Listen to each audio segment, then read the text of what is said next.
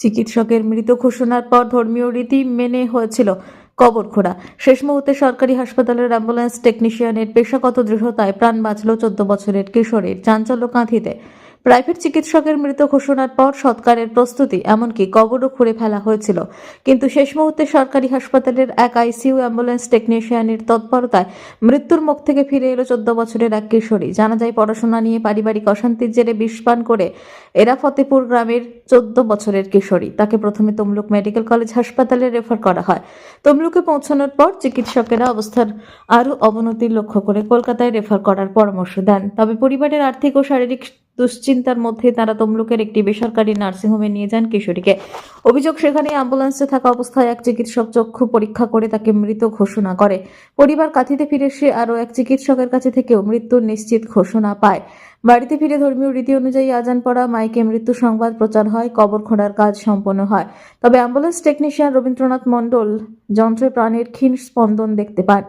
তাঁর জোড়াজুড়িতে শেষবারের মতো কিশোরীকে কাঁথি মহকুমা হাসপাতালে নিয়ে যাওয়া হয়। সেখানে আইসিইউতে ভর্তি করে চিকিৎসা শুরু হতে ধীরে ধীরে সাড়া দেয় সে। 7 দিন পর সম্পূর্ণ সুস্থ হয়ে হাসপাতাল থেকে ছাড়া পায় কিশোরী।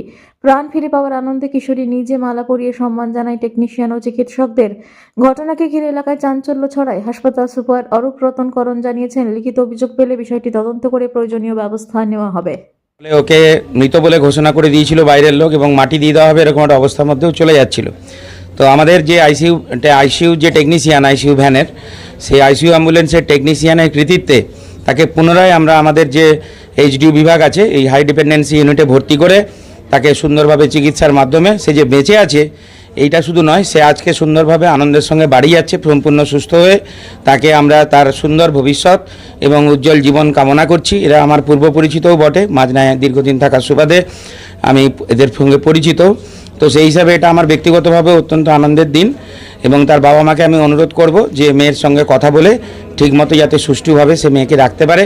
এবং আমাদের এখানেও যে মানসিক বিশেষজ্ঞ আছেন পন্না ম্যাডাম, তার সঙ্গেও আমি যোগাযোগ করিয়ে দেবো, যাতে করে ওনার প্রপার কাউন্সেলিং হয় এবং মেয়ের যাতে মনের যে কষ্ট দুঃখ সেগুলো যাতে দূর করতে পারা যায়। গর্ব বা খুব খুশি মনে হচ্ছে যে কাঁথিতে আমার এই দারুয়া হাসপাতালে যে এত সুন্দর পরিষেবা পরিকাঠামো আছে।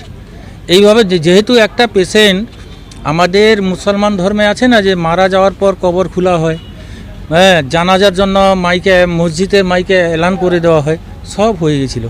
তো আমরা হতাশ যে বাইরে এখান থেকে পেশেন্ট বেটার ট্রিটমেন্টের জন্য তমলুক পাঠানো হলো, তমলুকে বলছে পেশেন্ট মারা গেছে।